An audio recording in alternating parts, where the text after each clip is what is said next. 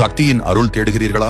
சென்னையின் இதயத்தில் அதிசயங்களால் புகழ்பெற்ற வில்லிவாக்கம் பாலியம்மன் ஆலயத்தின் புராண கதை உங்கள் மனதை கவர்ந்தெழுக்கும்.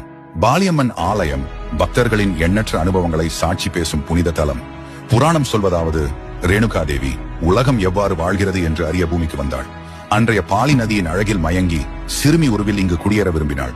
அந்த வேடர்கள் அவளை பாலா என்று அழைத்தனர். நாளடைவில் அது பாலியம்மன் ஆனது. நூற்றாண்டுகளுக்கு முன் நாடோடிகள் கொண்டு வந்த அம்மன் சிலை கோவில் அருகே வண்டியில் இருந்து விழுந்ததும் எவராலும் நகர்த்த இயலவில்லை. இது அம்மன் இத்தலத்தில் நிலை கொள்ள விரும்பும் சின்னமாக கருதப்பட்டது. பின்னர் கிராம மக்கள் பழைய சிரசின் பின்னால் அந்த சிலையை பிரதிஷ்டை செய்தனர். இன்று 300 ஆண்டுகள் பழமையான அரசும் வேப்ப மரமும் இணைந்திருக்கும் இந்த ஆலயம் சக்தியின் அருளால் ஒளிர்கிறது. கருவறையில் கத்தி, சூலம், கபாலம், உடுக்கை ஏந்திய பாலியம்மன் பக்தர்களுக்கு அருள் புரிகிறார். பாலியம்மனுக்கு செய்யப்படும் பாலாபிஷேகம் குடும்ப நிம்மதி, கல்வி முன்னேற்றம், நாகதோஷம் நீக்கம், திருமண தடை நீக்கம் என அற்புத பலன்களை தரும் என பக்தர்கள் நம்புகின்றனர். லட்சக்கணக்கான குடும்பங்கள் குலதெய்வமாக வில்லிவாக்கம் பாலியம்மனை வழிபட்டு அவளது அருளால் வாழ்கின்றனர்.